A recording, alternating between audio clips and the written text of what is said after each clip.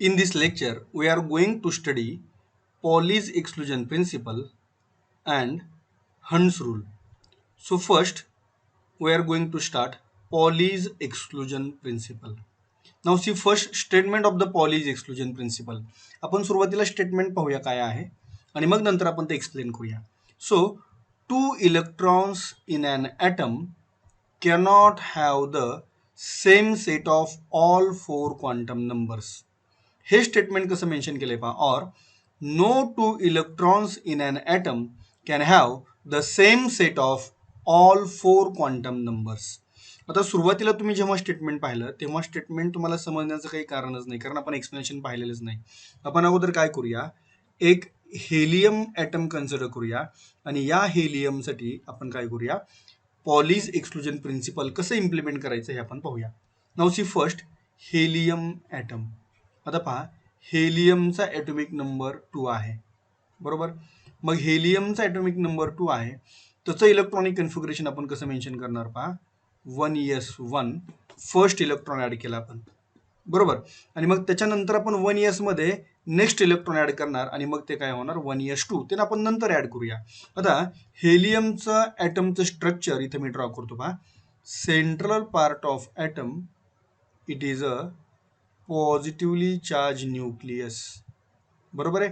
हा झाला हेलियमचा nucleus. So this one is the nucleus of helium atom. Okay. आता हा जो न्यूक्लियस आहे, या न्यूक्लियसच्या सराउंडिंगमध्ये इथं पहा, electrons are revolving around the nucleus in a fix circular path, and this fix circular path it is called as a orbit, or it is also called as a cell. यालाच आपण काय म्हणतोय, orbit, or it is also called as a cell. आता या corresponding सेलमध्ये किंवा corresponding ऑर्बिटमध्ये इथं काय होणार आहे पहा, इलेक्ट्रॉन्स रिव्हॉल्व होणार आहेत. Now see this one is the first electron. हा फर्स्ट इलेक्ट्रॉन आहे पहा, फर्स्ट इलेक्ट्रॉन. आणि हा जो इलेक्ट्रॉन आहे फर्स्ट, समजा हा क्लॉकवाईज डायरेक्शनमध्ये काय होतोय, रिव्हॉल्व होतोय in the clockwise direction. Clockwise direction म्हणजे कसं पहा, घड्याळाच्या काटेच्या दिशेप्रमाणे clockwise direction. This one is the first electron, बरोबर आहे. आता ही जी सेल आहे, ही सेल कोणती सेल आहे पहा, न्यूक्लियस पासूनची फर्स्ट सेल आहे, म्हणजे के सेल आहे, बरोबर. के सेल, के सेलचा प्रिन्सिपल क्वांटम नंबर काय असतो, 1, बरोबर आहे. आता या फर्स्ट इलेक्ट्रॉनसाठी पहा 1s1 हा जो फर्स्ट इलेक्ट्रॉन आहे, यासाठी पहा मी principal quantum number find out करतो पहा. Principal quantum number n is equal to 1, बरोबर का पहा, बिकॉज 1s1 इज देअर, म्हणजे प्रिन्सिपल क्वांटम नंबर 1 आहे. आता जेव्हा प्रिन्सिपल क्वांटम नंबर 1 आहे, आता आपल्याला काय करायचं आहे, azimuthal quantum number find out करायचा आहे. So when principal quantum number n is equal to 1, then azimuthal quantum number l is equal to, formula is 0 to n-1, म्हणजे पहा काय मिळेल, 0 टू, इथं प्रिन्सिपल क्वांटम नंबर n ची व्हॅल्यू किती आहे, 1 आहे, 1-1 काय मिळेल 0, म्हणजे 0 टू 0 म्हणजे l ची व्हॅल्यू काय मिळेल, 0 मिळेल. ॲझ्युमिथल क्वांटम नंबर l ची व्हॅल्यू मिळाली 0. ओके. आता l ची व्हॅल्यू 0 मिळाली. आता आपण काय करूया, magnetic quantum number ml find out करूया. ml चा फॉर्म्युला काय असतो पहा, -l to 0 to plus l. Formula पहा, -l to 0 to plus l. In case of helium, in the first electron, azimuthal quantum number L is equal to 0, म्हणजे पहा -0 to 0 to plus 0. Actually 0ला साईनच नसतं, म्हणजे हे तुम्हाला काय मिळेल 0, म्हणजे ml ची व्हॅल्यू पण काय मिळाली पहा, ml is also is equal to 0. Okay. So आपण principal quantum number n find out केला, तो मिळाला 1, बरोबर आहे. ॲझ्युमिथल क्वांटम नंबर मिळाला 0 आणि ml मॅग्नेटिक क्वांटम नंबर काय मिळाला 0. आता फर्स्ट इलेक्ट्रॉन जो आहे, फर्स्ट इलेक्ट्रॉन पहा, फर्स्ट इलेक्ट्रॉन याचा जो स्पिन आहे, it revolves in a clockwise manner, बरोबर आहे. हा जो फर्स्ट इलेक्ट्रॉन आहे in case of helium, it revolves in a clockwise manner. So what is mean by clockwise manner, घड्याळाच्या काटेच्या दिशेप्रमाणे, बरोबर आहे. मग या केसमध्ये स्पिन क्वांटम नंबर जो असतो की ज्याचा सिम्बॉल आहे एस, हा स्पिन क्वांटम नंबर असतो +1/2. बरोबर आहे. If electron is revolving in a clockwise manner then its spin quantum number is +1/2. म्हणजे पहा, हा जो फर्स्ट इलेक्ट्रॉन आहे इथं 1s1, त्यासाठी आपण हे 4 different quantum numbers find out केले. त्या 4 डिफरंट क्वांटम नंबरचे व्हॅल्यू काय मिळाले पहा. n is equal to 1,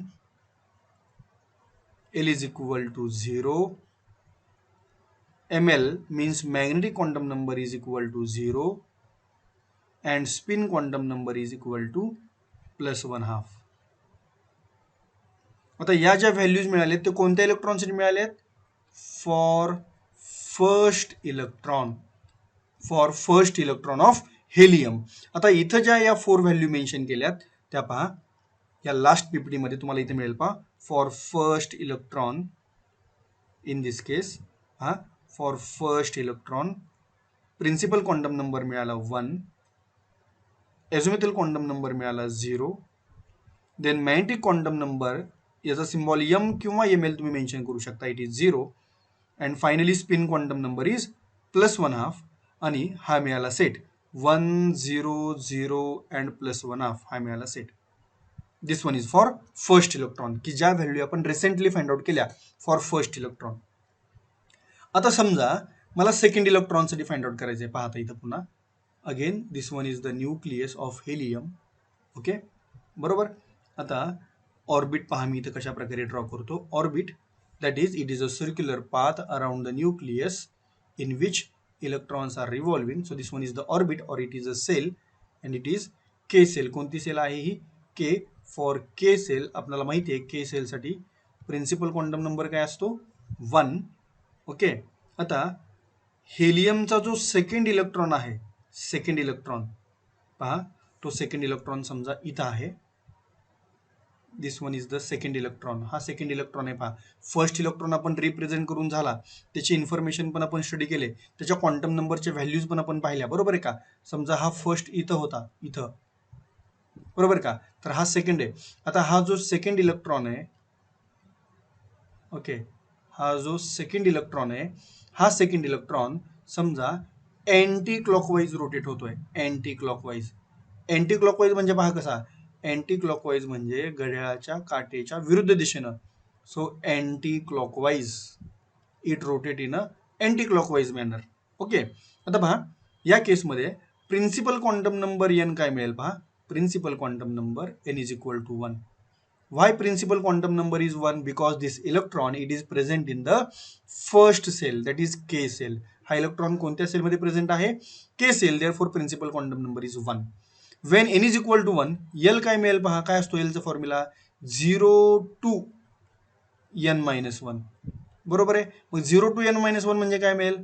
0 to 1-1 म्हणजे काय मिळाला? 0. So therefore L is equal to 0. म्हणजे L ची व्हॅल्यू मिळाली 0. आता पहा L 0 असेल तर ml काय मिळेल? -L to 0 to plus L. हा झाला formula. -L to 0 to plus L. Okay, -L to 0 to plus L. L ची व्हॅल्यू 0 आहे म्हणजे इथे ml काय मिळाला? 0 मिळाला. ओके, पहा प्रिन्सिपल क्वांटम नंबर n1 मिळाला, L0 मिळाला, ml0 मिळाला. आता या सेकंड इलेक्ट्रॉनसाठी spin quantum number find out करायचा आहे फॉर सेकंड इलेक्ट्रॉन. आता स्पिन क्वांटम नंबर कशावर डिपेंड असतो? Spin quantum number depends on spin of electron. Either it revolves in a clockwise manner or either it revolves in a anti clockwise manner. आता हा जो second electron आहे, हा second electron anti clockwise मॅनरमध्ये revolve होतो म्हणजे याचा spin quantum number काय असेल? -1/2. कारण क्लॉकवाईज साठी काय असतो पहा. For clockwise it is a +1/2 and for anti clockwise it is a -1/2. So तुम्हाला इथं सेट कसा मिळाला पहा. फॉर सेकंड इलेक्ट्रॉन पाहता इथं सेकंड इलेक्ट्रॉन या टेबलमध्ये पाहताय तुम्ही. In case of second electron principal quantum number is 1. इथं आपण कम्पेअर केलं पहा 1.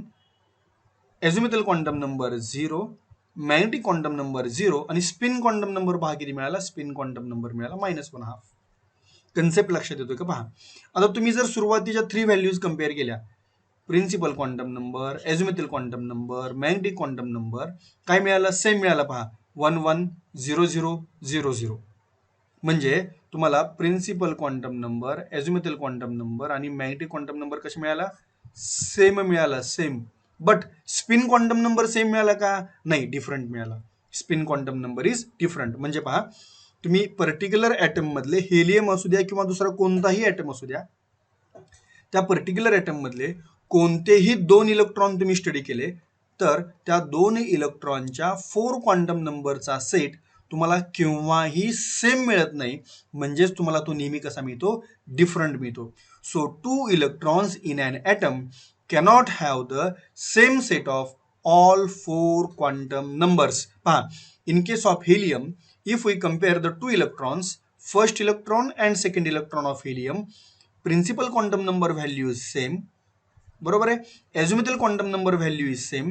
Magnetic quantum number value is same, but spin quantum number value is different. म्हणजे तुम्हाला हे जे 4 क्वांटम नंबर्स आहेत, चारही क्वांटम नंबरच्या व्हॅल्यू तुम्हाला केव्हाच सेम मिळणार नाहीत. कोणत्या तरी एका क्वांटम नंबरची व्हॅल्यू तुम्हाला काय मिळेल? डिफरंट मिळेल. So 2 electrons in an atom cannot have the same set of all 4 quantum numbers.